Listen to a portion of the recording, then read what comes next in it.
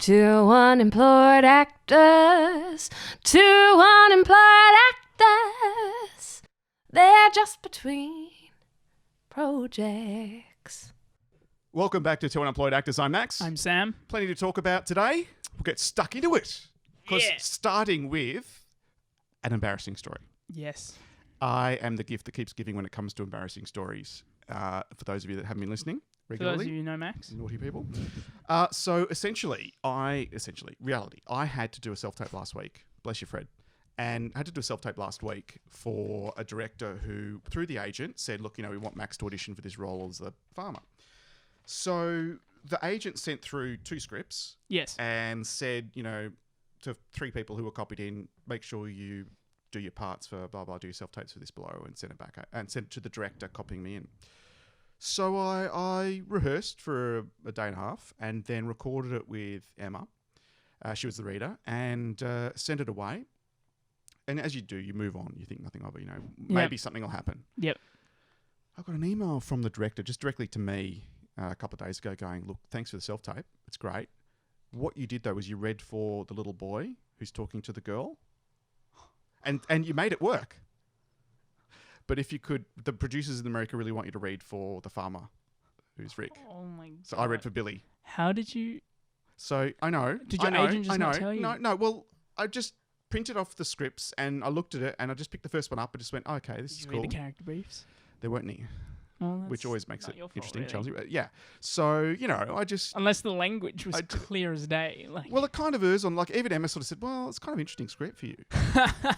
So she clocked it, which means I should have. But anyway, but funnily enough, the director's gone, but you made it work. So it's great. So I replied... So you got the boy. I got... I'm very immature. Imagine... That I didn't have to say. It just speaks for itself. So I replied back and said, well, I can make anything work. Oh my God, nice. But... I'll get straight on it and get it to you tomorrow. She's replied back laughing, thank you, but, we don't need it till the 25th, so take your time and, read between the lines, take your time, do it right. Take your time and send it back to me by the 25th. So I'm like, brilliant. So I'm working through the real script and the actual character because, I kind of fucked that up all on my own. That was brilliant. But anyway, just That's so good. raising my profile. That's so good. Is that a test to see if you can take direction? Actually, read a different script. Okay, read the other one, all right? Oh my God. Yeah. So That's so funny. Because I was just saying the other day to a friend, I've got the TV bits and television commercials and a lot of corporate stuff, the bread and butter boring stuff that pays the bills. I shouldn't say boring. I mean, it's a lot of work to make it sound really natural and interesting. Yeah. And I'm like, it'd be really great to get a feature film, like just a small supporting or something. And then literally that afternoon, the note came through from the agent going, here's an opportunity for you to self-tape. And I guess... it's weird how that works. Isn't it? Yeah. Didn't work with the lotto numbers. I tried to say, I have to win lotto tonight. No, it didn't work. Although I ended up getting those emails going, congratulations, you've won. And I'm like, and I open it up, and it's like $5.50. It's like, well, that doesn't even pay for the ticket. There's a moment of heart attack. And then, anyway, it's not about that. Well, on topic of auditions, Yes. Jess and I had... So my agent sent me through... an audition. He was like, I need you and your girlfriend to audition Jess. Brilliant. We went for an audition for TK Maxx. Okay. Which is, I think it's a quite a big department store in England. Okay. And it's here, but I think it's not as big here yet. Oh. Apparently. So we went for that. We had to play a couple, so they wanted a real couple. That should be easy. And it was very stylistic and all this okay. stuff. I can't say. I don't know if I can say too much about it. Then don't. At the moment, if you're not sure, don't. No, Yeah. I won't say it. It's easy. It's but it was easy very, policy. It works. It was cool. It was with Citizen Jane. Oh yeah. And the casting agent was a guy that I'd done like a Hungry Jack's audition for Oh, before. right. He's lovely and he makes you feel really calm. They're good there. I haven't got anything through them, but I've been there even during COVID. Yeah, they're really good. They're great. Yeah. But we went in person because we asked them in person. But some people had self-tapes, all that stuff. So yeah, I don't know. Not sure. Did you get lots of direction as a couple, or I guess you'd be pretty natural? They said do. What did they say? Like, stand there. And walk through a store. All right, so Jess, look at the bag. Like he just it's for a Christmas ad. So cool. Look at the bag. Oh, you love the bag. Thank him. You're a cocky. It's so funny, isn't it? I'm cocky. You put your thing over your shoulder, like kind of give him a kiss, all that stuff. Yeah. But I watched a lot of TK Maxx commercials. Yep. And they're very like colourful and stylistic, but like studio and big budget seeming. So it's really cool. I hope fingers crossed. Yeah, I don't know. Regularly, best of luck. Well, I mean, it's interesting because you walk into those empty rooms and it's like, okay, now you're picking up a bag, you're shopping, or you're sitting, or the cars are funny. There's just a chair in the middle of the room. Sit down, you're driving the car, and you look at and you wave to your friends, and then you drive, and then you change gears, and you smile to the camera. It's like, oh my God, Commercials are weird. They're like beats and like points you have to reach. Like there are moments that you actually have to get 1, 2. And otherwise, and you're lucky to get 2 or 3 goes, and 5 minutes, boom, out of there. Okay. And the guy said it was good. He's like, let's just do that again. That was awesome, or whatever. So great. We'll see. But he suggested, he's like, oh, you take it. So I wore glasses here. And he said, take off your glasses and put them on during the scene. And I had my arm around Jess and one arm with like a bag on my shoulder. So I took that off. Which never happens when you're shopping with Jess. No. And I'm trying to like get the glasses off during this. I was like, fuck. And he's like, okay, no, let's not do that. It looked very funny. By your glasses. I know. So, but that was funny. But so yeah, I don't know. That's all really. Like since last week, I haven't done much except for work, gym, and that's about it. We had to skip Grant last week because it was very busy. Yeah, fair enough. So I haven't done much, but that's about it. Speaking going of busy, I mean, I'm moving, as we alluded to last podcast. The big date is coming. It's like 5 days away. Monday, anyway, 28th. I'm moving, and it's just getting everything planned. Like, I hate moving, seriously. If the rent went up, I'd pay more rent just to stay. But I'm that lazy. Not lazy, just You're moving, but I'm moving to. Well, funnily enough, I'm getting more and saving money. So yes, I'm paying less. You're moving, pure reason to save money. Right? Not really. I want a bigger place. You want a bigger place too. Yeah. So it's got 3 bedrooms instead of 2, and there's plenty of room for Fred. And it's a house. A garage. Moving from an apartment to a house. Yeah. It just so happens that there are less people looking and more properties available because of the COVID. Well, there's no tourists taking Airbnb, so they've all gone onto long-term property. So there's all this supply. So anyway, all that's happening, and then I confirmed one of the presenting gigs I got, which is filmed in a couple of weeks' time, about hospitality and the COVID, which we talked about earlier. Another one, which I'm yet to have the meeting, which looks like it's 90% confirmed, which will turn into a regular gig, half day a month, which is great because regular work when you're an actor is very good. Awesome. So what's that? What is that? That is for a wine company. Oh, that's right. You tell me. Yeah. And it's what is it, like a commercial or something? So it's like so imagine you're signing up to cellar doors to this company that provides cellar door wines that normally you can only get by actually going there. Obviously, with the COVID less travel, it's easier to tick a box and pay extra postage and get it delivered to you. Yeah. But it also comes with little codes you can put in, or the website you can put in. You get the email which goes to Max presenting about this wine that you've got, this boutique wine, and so generic intro, generic outro, and then bits and pieces each month for whatever wines are coming from wineries. Oh, that's very cool. And I think it's a great way to bring different wines with it. Direct Star Now. Everything I'm talking about today, except for the director, is Star Now. Yeah, it's like one I did just then. Literally, I'll post it on social so you can see what it's like when you're working from home as an actor. I had the studio set up with the 2 lights. I got the teleprompter. Yeah, I've got the camera. Yeah. So there's just a sea of tripods in the kitchen, and frame with me talking about a cooktop. Oh my God. So it's like 4 paragraphs of you've got to be interested but not overly excited because then it comes across too salesy. Yeah, but you've got to be knowledgeable, you know what I mean? You've got to have some credibility, so you can't be too jokey. So it's kind of, and that's why I had the balance, presenting on top with a black t-shirt, and then it's summer underneath. You can't go wrong with shorts and thongs, which you can only see from the top up. Can't go wrong with black. Yeah. No, I know. If in doubt, keep it. And with the white kitchen behind me is perfect, because it's all about seeing me, obviously. So hopefully I'll edit that and send it away today because that'll be a good one. I think it's the same guys I went with last year, and they loved it and put me forward for the pilot they were recording. I wasn't available that day, but they said, don't worry about it. We're going to put what we've got from your audition, which is great, to get a decision. Because the business they were talking to was sort of umming and ahhing as to whether to do it or not. So they put the package together, and what it was going to be, obviously they didn't go for it because I didn't get the call back. But it was going to be similar to what I was auditioning for today, where you pick a category. For me, I think it was going to be electronics and cars, stuff I'm interested in, where whenever they come up, you get to review whatever it is to camera, auto cue and everything. So it's, being normal while you're reading off a teleprompter. But it was really good premise. And that sort of stuff, because of my corporate background and that, like I find it pretty. That's my sort of comfort zone. Yeah. No, that's cool. And also coming from character acting and that, like, it's like so different, you know. So I just drop into corporate Max and remember to smile. And it kind of all comes together. Yeah. And it's all about less presenty these days. And that trend, it started with voiceovers, I think, where less DJ, you know, full on, and more relaxed, relatable, like you're having a conversation with someone. Yeah, genuine. Rather than barking at them that they must buy and get a free set of steak knives. Yeah. So you can tell you're a voiceover artist. Yeah. Yeah. So that's happening. And yeah, voiceovers are pretty good. They're still coming and paying the rent, which is great.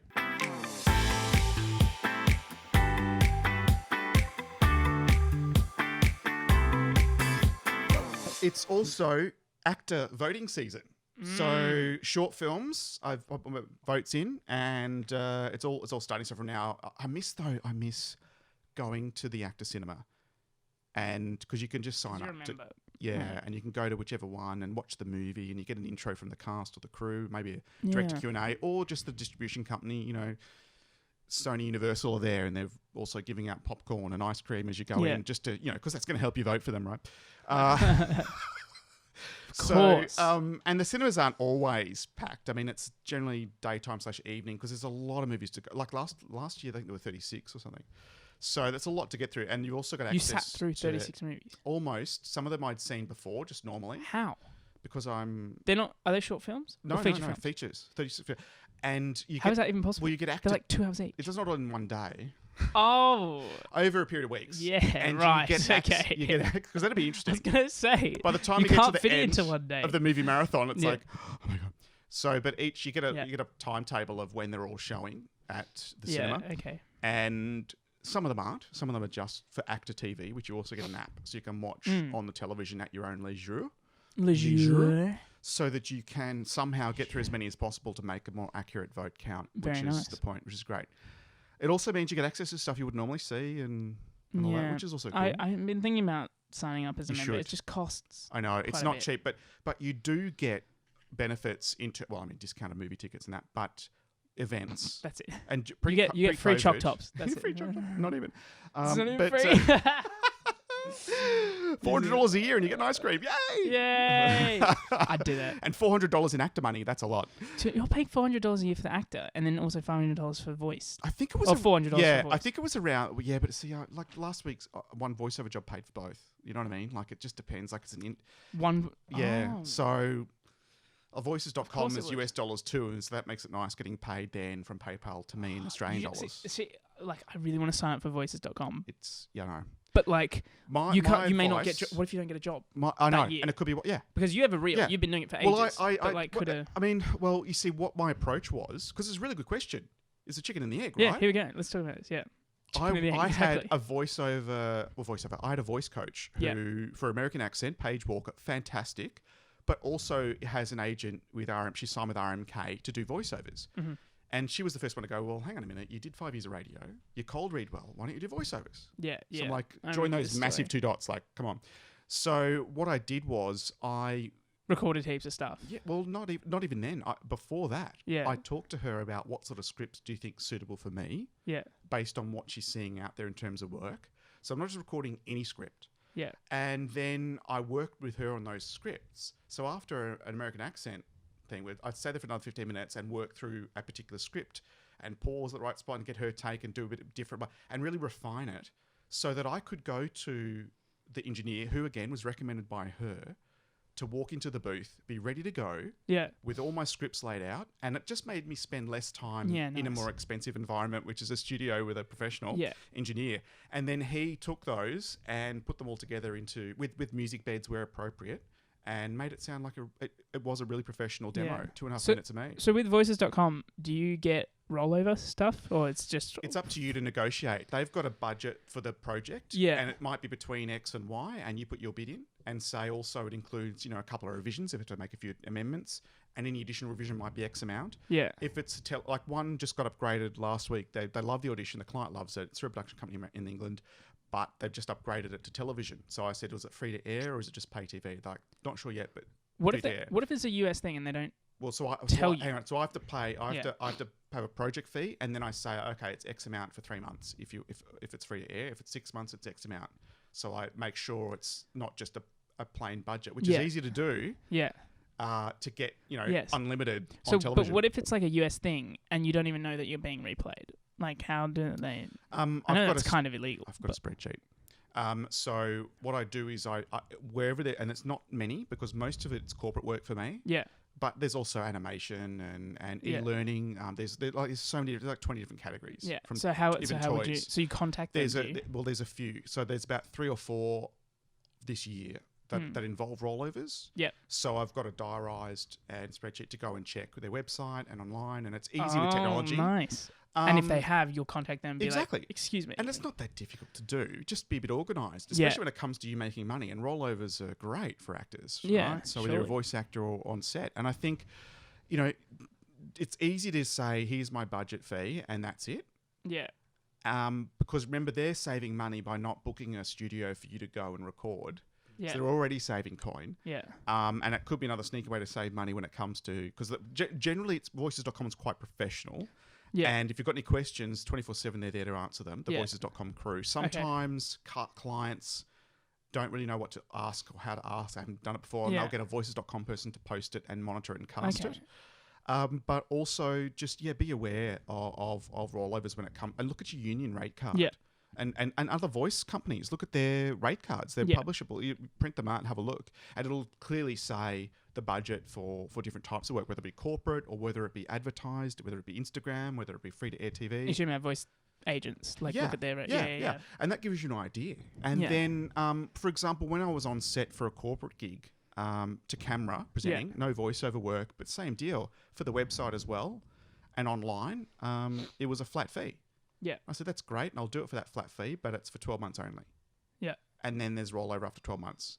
The production company checked with the client. They came back and said, yeah, fine. Like for them, $500 a year. If they were a financial investment company. If they got $500. If they didn't, you'd be like... And then I just diarised and came up, July 1, have a look. Oh, yeah, they've still got me on, so I sent the invoice. And it happened 3 years. And they sent it back? Yeah. And I know I was the only actor out of the 5 that participated that stipulated this. Yeah. Because of the question time on the first invoice, I sent it to the production company and they're like, we haven't dealt with them for a while. We'll send it straight to their payroll. They sent it to them and they okayed it. So they weren't used to it. But when they understood it, I'm sure they'd appreciate it. It's just professional. This is a standard. 100%. And the reason why voices.com is so expensive is because they know that you can earn a lot, right? And so I started there's not many people. Yeah, I started with I started with the workshopping the scripts, then recording the demo. Yeah. Then I've got this demo and it's huge. It's 2.5 minutes. No one's going to listen to 2.5 minutes. If they're looking for a corporate job, they're not going to press play and wait for it. Yeah. So I broke it down into the individual scripts and then categorized them effectively and then uploaded them as individual scripts to those particular categories. It was a lot of work to build that profile. All on voice. Yeah. So if someone's searching for corporate actor or entertaining and, slow or relaxed and chill, like there's different ways to search. Yeah. I've got all the demos there. And some of them are jobs I do. Put categories underneath. Yeah. It's a very cool... And then what they generally ask you to do, 90% of the time, they'll ever have a script so the client can hear their work in your voice. And you use that script Audition. I've got it down so quickly now on how to edit in Adobe Audition. You never read the full script because if they do, mostly they don't, but if they do have a full script, they can just take that and run with that. There's the job done. Yeah. So never read full script. 90% of the time, everything's fine, but you always got to watch out. So read as much as you think is appropriate. Give it a few takes. I chop it down to 1 take, and then all I do is what I do with the podcast recording. Just compress it so it all sounds the same. There's no too highs, too lows, and then normalize it to the right. -3 dB, I think, is the standard. And that brings it up to the right level. And then away it goes. So, bless you, Fred. So really, for me, that's how it sort of evolved. And remember... You sent it as like a wave file? Yeah. No, MP3.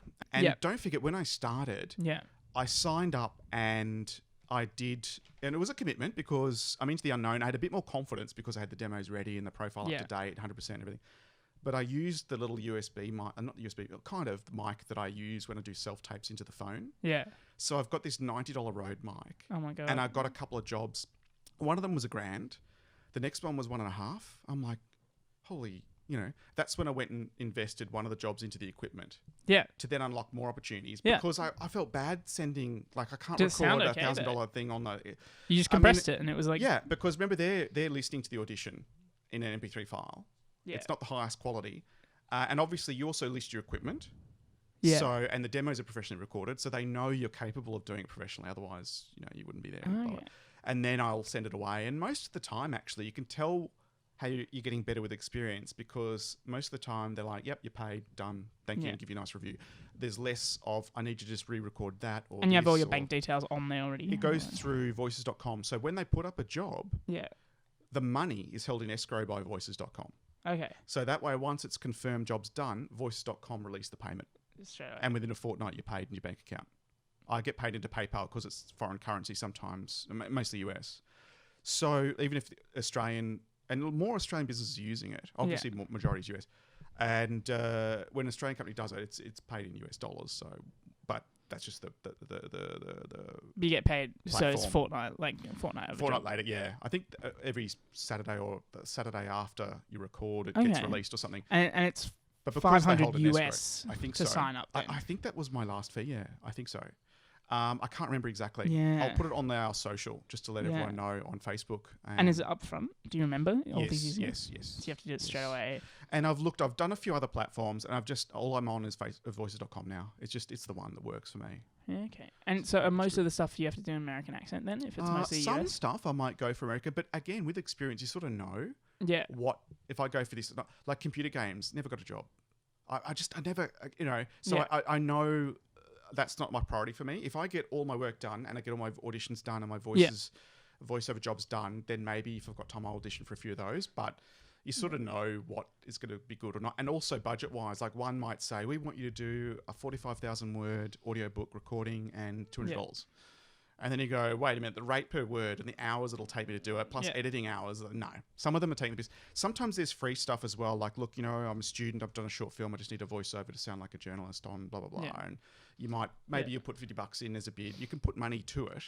And if say it's 200 US is their budget, you could say, look, for this job, I'm bidding 300 US because it's involving X, Y, and Z. And then they pay that. And they can agree or not. There's plenty of people auditioning. So I've got a few jobs that way because you're dealing with production companies most of the time. Yeah. And they're putting it all together, and say with corporate work, they've got the visuals, they just want to drop in the voiceover over the top, and they're going to be responsible for editing that clean. Yeah, okay. So they know what they're doing. Yeah. So they understand the remuneration involved because they do it every day. So if you say my fee is actually 300, and they put you in the client list because that's doable, and they say to the client, look, 300, not 200, but it's what you like, then I've gotten a few jobs when I've bid what I think I should, rather than what they say I should. So you'd say it's worth it, even though it's expensive to sign up. Well, for me, it's worked. I'm not going to say it's worked for everyone. No, of course. But yeah, absolutely, for me, it's worked. And with my lack of confidence, it took a few visits to Page before I had the confidence to go and put the... But even at the studio, like, it was just great to have it all flow when I was recording with the engineer. Yeah. And he was there to give me the feedback as well. I mean, it's in his best interest to have the best sounding demo too. Yeah. So I was really happy with the evolution. It didn't hurt that I bumped straight into some high-paying gigs. That's very cool. Just inadvertently in the beginning. So how many jobs do you usually get a week, for example? Could be half a dozen or so. It just depends. That you actually get? Average, yeah. It's all over the shop. And then there's clients that have worked with me before. There was one last week who worked with me. We had great, and he's like, okay, I've got 6 more jobs for you. Great. And then there's another company that's like, we want to keep using you as our company voice, and sometimes it can evolve off the. It depends. No, it's all no. I think the average I've seen is 200 US for a job. Okay, it's like a standard voices.com starting point. Don't eat my Star Wars Lego, Fred. Expeno. Very cool. So it is cool. So there's lots to it, and you can always cancel at the end of the year, right? You can. Or it's only 12 months. You're not locked in beyond that. And I'd encourage you to have a look at the website because if I have the Rode, because I have a Rode mic now. Yeah. So it's good. I would encourage anyone who's interested, have a look at voices.com. They've got lots of audio visual support from podcasts to camera pieces on how to. And they have demo scripts to practice with. Exactly. I saw that, and to even record. So have a look at that. YouTube's also a great place. So there's lots of different reasons and lots of junk you filter through to get some good voiceover tips. Always I prefer people who are actually working in the industry because they tend to be a bit more credible. Yeah. and go and look at their website, listen to their demos, make sure if it sounds like you, if it's something you could do, then look and pay attention, and then listen to the YouTube channel and get some tips from them. Okay. And go that way rather than just looking at anyone on YouTube who's got a mic talking about how you can make money when they don't do it for a living. Yeah. YouTube's YouTube, isn't it? Sometimes 70% of people who are just, do it because there's a camera, and 30% actually know what they're doing. Yeah, exactly. So, fun fact for you. Oh, it's good, very educational. Oh, that was good. Guess what? What? Accidentally tuned into a great movie last week. I'm just looking at my cable TV, my Foxtel, and I've gone, oh, you know what? I finished dinner. I'm going to sit down. I'm going to sleep in tomorrow. Great night. I just want to watch a movie. Fred, let's snuggle up. I picked Unlocked. Now, it's I kind of got it. I really didn't look at the detail. I'm just like, let's go. And it's kind of like a spy thriller thing. Okay. Not like a Le Carre with all the detail and accurate. More, less towards Mission Impossible a bit, but kind of erring more towards reality. But anyway, there's Toni Collette on screen. I'm like, oh, cool. She's playing a British official.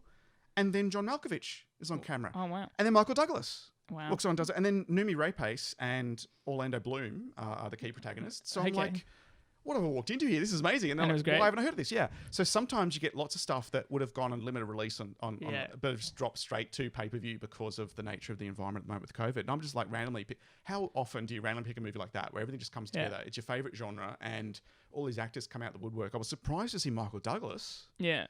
Obviously they were great. I mean, I kind of got a bit of stuff towards the middle of what was going to happen, but it was great to see it all unfold. It's not your average spy thriller. It's quite interesting. Yeah, right. But great actors. So normally when I accidentally pick something, I kind of watch some of it on fast forward, but that was really good. Yeah. Okay. I'll take a look. And it's on Foxtel. Yeah. Unlocked. I'll take a look. Or Google Play or wherever else you can buy your movies. All right. You've been listening to Two Unemployed Actors. I'm Max. I'm Sam. Make sure you tune in next week. A big shout out to our listeners in LA and in France and in England this week. Woo! Thank you very much. Bye. Two unemployed actors.